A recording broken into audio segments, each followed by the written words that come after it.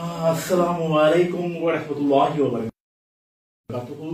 সবাইকে ইংরেজি নববর্ষের শুভেচ্ছা। সবাই কেমন আছেন? অবশ্যই ভালো আছেন। আর সাথে আছি আমি সাইমুর রহমান এবং সাথে রয়েছে মারিয়া।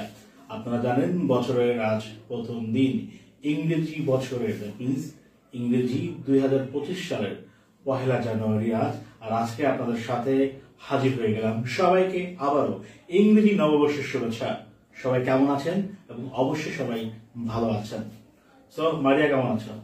আলহামদুলিল্লাহ ভালো আছি। Happy new year. Happy new year. So হ্যাঁ, আমরা সবাই মিলেই কিন্তু গতকালকে আমরা দেখেছি যে 12টা 1 মিনিট থেকে শুরু করে বাংলাদেশ সহকারে পুরো বিশ্বে ইংরেজি নববর্ষকে সবাই কিন্তু স্বাগতম জানিয়েছে বিভিন্নভাবে। বিভিন্ন সময় তারা বিভিন্নভাবে বিভিন্ন আতশবাজি, বিভিন্ন সেলিব্রেশনের মাধ্যমে তারা কিন্তু এই ইংরেজি নববর্ষকে শুভেচ্ছা জানিয়েছে।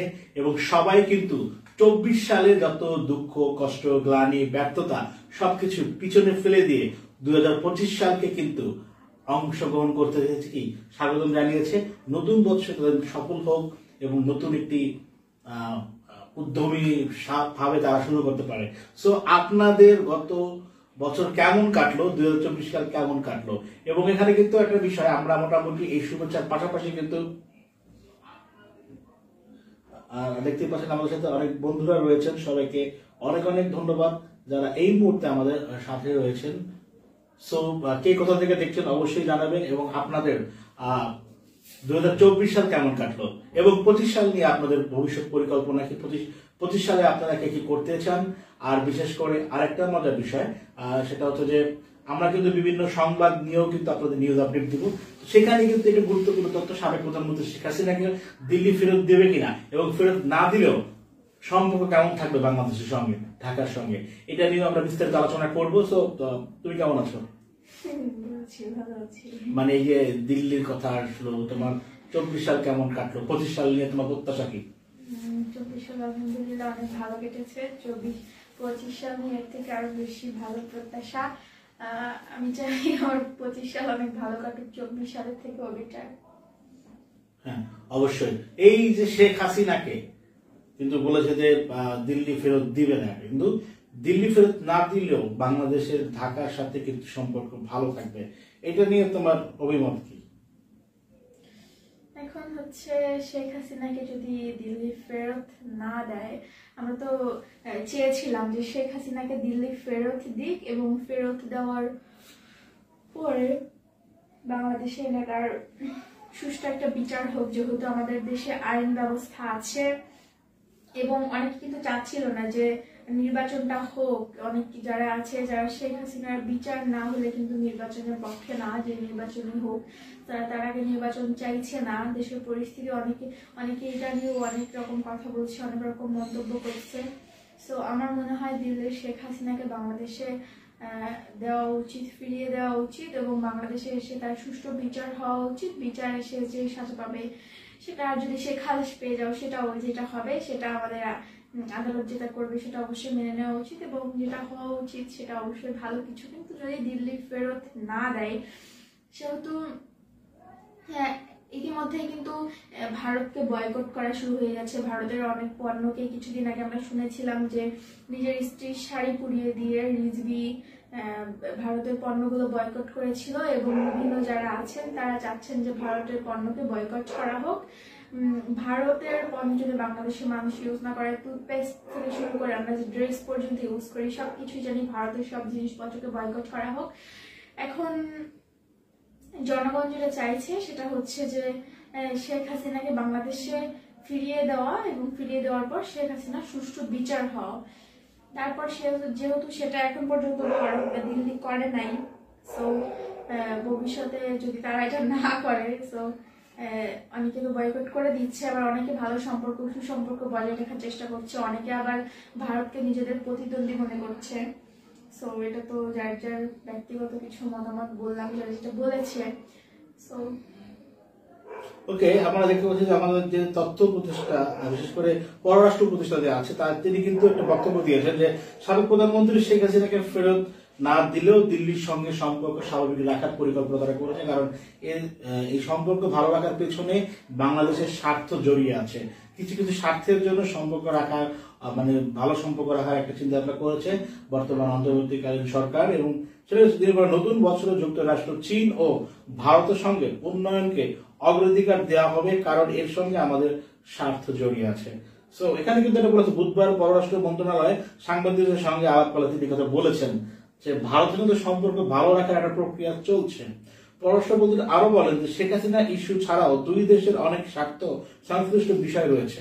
শুধু শেখ হাসিনা ছাড়াও কিন্তু বিভিন্ন সময় আমাদের ভারতের সঙ্গে বিভিন্ন ধরনের চুক্তি হয়েছে, বিভিন্ন ধরনের বিনিময় হয়েছে, সেখানে কিন্তু বাংলাদেশ মানে উন্নয়নের দিক থেকে বা কিছু জায়গা থেকে লুজার হবে। সেই ক্ষেত্রে কিন্তু নতুন সিদ্ধান্ত নিয়েছে নতুন বছরে। আমরা সেই সব বিষয়ের সামনে এগিয়ে যাব। এই সময় গঙ্গা পানি বন্টন চুক্তি নিয়ে আলোচনা শুরু হয়েছে বলেও জানান তিনি। রোহিঙ্গা প্রসঙ্গে তিনি বলেন, রাখাইন পরিস্থিতি পাল্টে গেছে, এই অবস্থায় রোহিঙ্গা সংকট সরকার সমাধানের সামনে বড় চ্যালেঞ্জ। সো রোহিঙ্গা ইস্যু আসলে বড় একটা ব্যাপার। ফিরত বুঝতেই পারছেন যে ভারতের সঙ্গে কিন্তু একটা সম্পর্ক করার, বিশেষ করে ভারতীয় যে পররাষ্ট্র যে যিনি ছিলেন বিক্রম, তিনিও কিন্তু একই কথা বলেছেন যে বাংলাদেশের সঙ্গে আমরা সম্পর্ক রাখবো। আবার ভারতের বাংলাদেশের যে পররাষ্ট্র উপদেষ্টা তিনিও কিন্তু একই কথা বলেছেন। সো এখানে কিন্তু একটা মানে ইতিমধ্যে কিন্তু একটা বিনিময় আমার মনে হয় কোনো চুক্তি হতে যাচ্ছে, আর বিশেষ করে গঙ্গা পানি চুক্তি আর অন্যান্য কিছু চুক্তি আছে। তো তোমার কাছে কি মনে হয়, এই সম্পর্ক কি ভালো হলে ভালো নাকি খারাপ হলে ভালো? তোমার কাছে কি মনে হয়? অবশ্য আমরা জানি যে আমাদের যুদ্ধ যখন ছিল, আমাদের বাংলাদেশে যখন মুক্তিযুদ্ধ হয়েছে, তখন আমাদের মুক্তিযোদ্ধাদের কিন্তু ভারত সাহায্য করেছে, আমাদের দেশকে ভারত সাহায্য করেছে। এখন জানি না তারা হঠাৎ করে এরকম পদক্ষেপ কেন নিল বা এরকম তারা কেন করছে। তখন তারা আমাদেরকে সাহায্য করেছে, এবং যেহেতু ভারত আমাদের পার্শ্ববর্তী একটা দেশ, এবং সেই দেশের সাথে কিন্তু আমাদের সবসময় বিভিন্ন ধরনের বিজনেসের ইস্যু আছে। যেমন আমাদের সেখান থেকে আমাদের ব্যবসায়ী তাদের সাথে ব্যবসা করছে, এবং বিভিন্ন ধরনের পণ্য কিন্তু আমাদের দেশে আসছে ভারতের। সো ভারতের অনেক পণ্য কিন্তু আমাদের দেশে অনেক ফেমাস, যেহেতু ব্যবসায়িক ইস্যু আছে ভারতের সাথে আমাদের। সো কিছুদিন আগে শুনেছিলাম যে ভারত যদি আমাদের দেশের সাথে বিজনেস বন্ধ করে দেয়, তাহলে আমাদের দেশে কোনো ক্ষতি হবে না, আমাদের দেশের সাথে বিজনেস করবে। ভারতও চাচ্ছিল না। ভারতের কিছু লোক আমাদেরকে থ্রেট দিচ্ছিল, বলছিল পেঁয়াজ দেওয়া বন্ধ করে দিবে, এবং তারা আমাদের দেশের সাথে বিজনেস করতে চায় না, এবং তারা বিভিন্ন ধরনের কথা বলেছিল। এখন সেটা যদি ভারতের সাথে সম্পর্ক ভালো থাকে তাহলে ভালো, এবং যদি এটা সবাই মনে করে, জনগণ মনে করে, এবং তারা যদি মনে করে যে ভারতকে বয়কট করবে, তাহলে সেটা তাদের ব্যাপার। তো যদি সম্পর্ক এক দেশের সাথে যদি অন্য দেশের সম্পর্ক ভালো থাকে, সেটা অবশ্যই ভালো, এবং যেহেতু সেটা আমাদের পার্শ্ববর্তী একটা দেশ। ওকে দর্শক, শ্রোতা যারা প্রবাসী রয়েছেন, প্রবাসী ভাই বোনেরা যারা দেখছেন, সবাইকে আবারও ইংরেজি নববর্ষের শুভেচ্ছা। আপনাদের নববর্ষ কেমন কাটছে, কেমন কাটালেন, এবং আপনাদের প্রবাসীর জীবন 2024 সাল কেমন কাটলো, আপনাদের ব্যর্থতা, সফলতা, যে কোনো বিষয় আপনারা শেয়ার করতে পারেন আমাদের কমেন্টের মাধ্যমে, যে যেখান থেকে অবশ্যই জানাবেন। আর অবশ্যই 2025 সালে কার কি আছে আমাদের সাথে জয়েন করেছে, দেখতে পাচ্ছি চিমুন খান জয়েন করেছে আমাদের সাথে। শুভ নববর্ষ, ইংরেজি নববর্ষের শুভেচ্ছা, হ্যাপি নিউ ইয়ার চিমুন খান। আমরা দেখতে পাচ্ছি যে অনেকেই আমাদের সাথে আছেন। তো যে যেখান থেকে দেখেন অবশ্যই জানাবেন চিমুন খান কোথা থেকে দেখছে, এবং কেমন কাটলো 2024 সাল, এবং 2025 সালে নিজেকে কোন অবস্থানে দেখতে চান এবং কি পরিকল্পনা, অবশ্যই কিন্তু আমাদেরকে জানাবেন। সো এই যে অনেকে কিন্তু বিভিন্ন ধরনের পরিকল্পনা থাকে, অনেকে সফলতা পায়, কেউ পায় না। সো তোমার কি মনে হয় 2024 সাল তোমার মানে 25 সাল নিয়ে তোমার প্রত্যাশা কি? মানে তুমি নিজেকে বা তোমার জায়গা থেকে মানে তুমি নিজের কথা দেখতে চাও, বা কি পরিকল্পনা বা কি প্ল্যান, বা সফল হওয়ার জন্য কি টার্গেট নিয়েছো, কিভাবে কি? আর 24 সাল কেমন কাটলো তোমার? আলহামদুলিল্লাহ, 2024 সাল আমার জীবনে খুব খুব ভালো কিছু এনে দিয়েছে, আমার জীবনে পূর্ণতা এনে দিয়েছিল, অর্ধেক পূর্ণতা। তারপর হচ্ছে 2024 সালে আমি অনেক কিছুই করেছি এবং আমার লাইফে ভালো ছিল, মানে এত বছরে তো সাল এসেছিল, তার মধ্যে একটা বেস্ট ছিল যখন আমি জন্মগ্রহণ করেছি সেই সালটা, এবং আরেকটা বেস্ট সাল আমার লাইফে সেটা হচ্ছে 2024 সাল, এবং 2025 এর থেকেও ভালো কাটুক, এর থেকেও বেস্ট হোক, আমি সেটাই চাইবো ইনশাআল্লাহ। এবং লাইফে সফল হওয়ার জন্য যেটা করা উচিত সেটা কি, অনেক পড়াশোনা করতে হবে, বেশি বেশি করে কাজ করতে হবে যাতে লাইফে ভালো কিছু করা যায়। এখন আমি যদি এখানে বসে থেকে বলি যে ওকে আমার পানি পয়সা পেয়েছে, ওই পানিটা আমার কাছে চলে আসবে, তাহলে তো আসবে না। অবশ্যই এটার জন্য আমার পরিশ্রম করতে হবে, আবার অনেক কাজ করতে হবে যাতে ওই পানি, যেই জন্য আমার পানিটা নিয়ে খেতে হবে, তো এরকম পরিশ্রম করতে হবে আর কি। এবং আমি চাইবো যে আমার লাইফে এই 2টা সাল, আমি যে 2টার কথা বলেছি যে খুব ভালো কেটেছে, এর থেকেও ভালো সাল 2025 আমার লাইফে আসুক, এসে গেছে, বাট ভালো হয়ে আর কি আমার লাইফে আসুক, যেহেতু আজকে ফার্স্ট ডে। সো সবাইকে হ্যাপি নিউ ইয়ার। সবার কেমন কাটলো 31st নাইট, সো সবাই এটা কমেন্ট করবেন। এবং আমার তো ভালো কেটেছে, আমি তো তখন একটা লাইভে গিয়েছিলাম, ও বাবা, আমি তো, আর ব্যাপারটা হচ্ছে কি যে এখন এই যে 31st নাইট, এটা হচ্ছে এক একজন এক এক রকম করে উদযাপন করতে পছন্দ করে। আমি একরকম করতে চাইবো, আর যারা আছে তারা কেউ কেউ এক একজন এক এক রকম করে পছন্দ করবে। সো এক একজনের তো এক এক রকম মতামত, সো এক একজন এক এক রকম করবে, এক এক রকম চয়েস, এটাই স্বাভাবিক। এবং সবাই কমেন্টস করবেন সবার আজকের দিনটা কেমন যাচ্ছে। আমারও ভালো যাচ্ছে, এবং আমার জন্য সবাই দোয়া করবেন, বিকজ আমি একটু সিক। তারপরেও আলহামদুলিল্লাহ সবকিছুর জন্য শুক্রিয়া। সো আপনি কি চান, আপনি এর থেকে কি চান? এখন চেয়ারে বসে আছেন, চেয়ার থেকে কোথায় যেতে চান?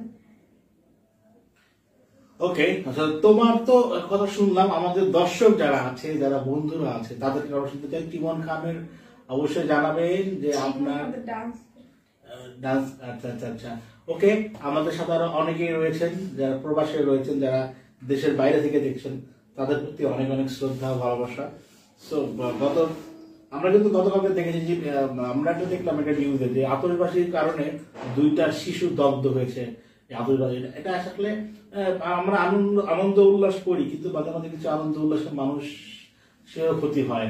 আমরা দেখতাম যে ক্ষয়ক্ষতি হচ্ছে শুধু পশু পাখির, পাশাপাশি কিন্তু আমরা যেটা দেখি যে এখন কিন্তু মানুষেরও ক্ষতি হচ্ছে। অনেক সময় বিভিন্ন বাসায় ছাদে বিভিন্ন বৈদ্যুতিক বিদ্যুতের যে খাম্বা, সেখানে আগুন লেগে যায়, কালকে 2 শিশু দগ্ধ হয়েছে। এছাড়াও এই প্রচন্ড আতশবাজির শব্দে কিন্তু পাখিরও অনেকে নির্হারা হয়, অনেকে মারা যায়, আমরা দেখেছি। আসলে আমাদের সার্বিক দিক দিয়ে আসলে একটু চিন্তা ভাবনা করা উচিত পরিবেশের উপরেও, পরিবেশের ভারসাম্য রক্ষার্থে যেই সব মানে আমাদের উপকারী, তাদের প্রতি আমাদের খেয়াল রাখা উচিত। সো এটাই হচ্ছে ব্যাপার। আর আমারও 24 সাল আসলে কি যায় দিন ভালো যায়, আমরা কিন্তু বরাবরই শুনি। অবশ্যই 24 সালে অনেক প্রাপ্তি ছিল, আর অনেক প্রাপ্তির মাঝেই কিছু না পাওয়া থাকবে, এটাই নিয়ম। একটা নো ওয়ান ইজ পারফেক্ট, কেউ আসলে 100% স্বয়ংসম্পূর্ণ না। ঠিক এভাবেই আমাদের পুরো চাওয়াটা কখনোই 100% হবে না। কিছু না কিছুই, কিছু না পাওয়ার বেদনা থাকবে, কিছু সফলতা থাকবে, কিছু ব্যস্ততা থাকবে, কিছু কষ্ট থাকবে। এই সব নিয়ে কিন্তু মানুষের জীবন, এই ভালো মন্দ, চাওয়া পাওয়া, ব্যর্থতা সফলতা নিয়ে মানুষের জীবন। দেখা গেল 24 সালে আমার একটা কিছু অনেক কিছু ভালো কেটেছে, কিছু মন্দ কেটেছে, আবার দেখা গেল 25 সালে সেগুলো একটা ব্যালেন্স হয়ে আসবে, ইনশাআল্লাহ ভালো কিছু হবে। আর অবশ্যই আমাদের স্বদেশ টিভি যারা দর্শক শ্রোতা আছেন, তারা তো আমাদের পাশে আছেনই। আমরা ইনশাআল্লাহ আগামীতে নতুন কিছু নিয়ে আসবো, ভালো কিছু উপহার দেবো আপনাদেরকে। বরাবর যেমন রেডিও.net দীর্ঘ 14 বছর ধরে এই পথ চলায় আপনাদের সাথে আছে, আর স্বদেশ টিভি তারই একটা অঙ্গ প্রতিষ্ঠান। সো আমরা চেষ্টা করছি আমাদের এই যে মাঝে আমাদের কিছু প্রোগ্রামগুলো, আমাদের যে প্রোগ্রামগুলো একটু কম হয়েছিল, সেগুলো কিন্তু আমরা রেগুলার করার সিদ্ধান্ত নিয়েছি। এবং আমরা আমাদের যে কন্টেন্টগুলো আছে, যে নিউজগুলো আছে, আজকেও কিন্তু আমরা কিছু আড্ডার পাশাপাশি কিন্তু আমরা কিছু নিউজ আপডেটও দিব। কারণ যে বাংলাদেশের প্রত্যেকটি যেটা হচ্ছে ব্যাপার যে আমরা কিন্তু চাই যে বাংলাদেশের মানুষ সবসময় সুস্থ সবল থাকুক। আজকে আমরা দেখবো যে জাতীয় দিক থেকে আজকে দেখি তো আমাদের আসলে একটু শিরোনামগুলো যে আন্তর্জাতিক অপরাধ ট্রাইব্যুনাল আরো 4 প্রসিকিউটর নিয়োগ, বর্ষবরণের রাতে মেট্রো রেলের লাইনে পড়েছিল 9 ফানুস। দেখতে আমরা যেটা বলছিলাম আর কি যে বরাবরের মতোই কিন্তু কোনো না কোনো ভাবেই কিন্তু এই আতশবাজি এবং বর্ষবরণে কিন্তু মানুষের পাশাপাশি পশুপাখির পাশাপাশি কিন্তু দেশের সম্পদেরও কিন্তু ক্ষয়ক্ষতি হয়, তেমনটাই কিন্তু আমরা জানতে পারলাম। নিহত আহতের সহযোগিতা পেতে চিকিৎসকদের কপি লাগবে, সত্যায়িত কপি লাগবে জানিয়েছে। মুক্তিযুদ্ধ ও জামায়াতের অবস্থান নিয়ে যা বললেন মির্জা গালিব। ওকে, 2025 সাল হবে হাসিনা সহ অপরাধের বিচারের বছর, চিফ প্রসিকিউটর। ওকে, 31st নাইটের শব্দ দূষণের প্রতিকার চেয়ে 999-এ হাজারেরও বেশি ফোন, যেটা আমি বলছিলাম আর কি যে শব্দ দূষণ নিয়ে। এখন তো একটা সময় ছিল 999 সেবাটা ছিল না, এখন কিন্তু 999 সেবা কারণে পুলিশের কাছে কিন্তু প্রচুর ফোন যায়, 1000-এর বেশি ফোন গেছে গতকালকেই। সাবেক এমপি মোস্তাফিজুর রহমানের 3 কোটি টাকা অবৈধ সম্পদের প্রমাণ পেয়েছে দুদক। প্রাথমিক মাধ্যমিকের পরিমার্জিত বই আজ থেকে ওয়েবসাইটে। ওকে, বই ছাপাতে প্রতিবন্ধক সৃষ্টিকারীদের তালিকা করা হয়েছে। শিক্ষা উপদেষ্টা চাঁদাবাজির 2 মামলায় কামরুল ইসলামের 4 দিনের রিমান্ড। সেনাবাহিনীকে রাজনীতি হস্তক্ষেপ করতে দেব না, এটা আমার অঙ্গীকার, সেনা প্রধান। বছরের প্রথম দিনে ঢাকার বাতাস খুব অস্বাস্থ্যকর। বাণিজ্য মেলার উদ্বোধনী অনুষ্ঠানের প্রধান উপদেষ্টা। উপজেলা পর্যায়ে বাণিজ্য মেলা আয়োজনের পরামর্শ প্রধান উপদেষ্টার। ভারত থেকে আসছে না চিন্ময়ের আইনজীবী, মোদীকে দেওয়া চিঠি উত্তর পাননি রবীন্দ্র। 2024 সালে গণপিটুনিতে নিহত 128 জন। আজ 11 ঘন্টা গ্যাস থাকবে যেসব এলাকায়, এটা আমরা জানিয়ে দিব। হিন্দুরা নয়, আগস্টের পরে বেশি সংখ্যক বাংলাদেশি মুসলিমরাই প্রবেশ করেছে ভারতে। নতুন বছরের শুভেচ্ছা জানালেন রাষ্ট্রপতি এবং প্রধান উপদেষ্টা। তো দর্শক, আমরা কিন্তু আপনাদের সাথে আজকে এসেছি নববর্ষের শুভেচ্ছা জানাতে নিউজ আপডেট, এবং সেটা কিন্তু বলে দিয়েছি ভারতের সঙ্গে বাংলাদেশের সম্পর্ক উন্নয়নের প্রক্রিয়া চলছে, যে কোনো সময় সম্পর্ক আরো ভালো হবে সেই প্রত্যাশা করেই আমাদের পররাষ্ট্র উপদেষ্টা কিন্তু করছে। সো আমরা কিন্তু আজকের মতো এখানে বিদায় নিতে চাই। সবাই ভালো থাকবেন, সুস্থ থাকবেন, আমরা এই প্রত্যাশাই করি। সো ইনশাআল্লাহ আমরা আগামীতে আবারও ফিরে আসবো, আগামীকালকে নতুন আয়োজন নিয়ে। আমরা সংক্ষিপ্ত হয়ে আড্ডায় সবাইকে আবারও অনেক অনেক শুভেচ্ছা, ভালোবাসা। সো আল্লাহ হাফেজ, সবাই ভালো থাকবেন, নিজেদের যত্ন নেবেন, এবং 2025 সাল সবার জীবনে ভালো কাটুক, এবং সবাই আমাদের জন্য দোয়া করবেন।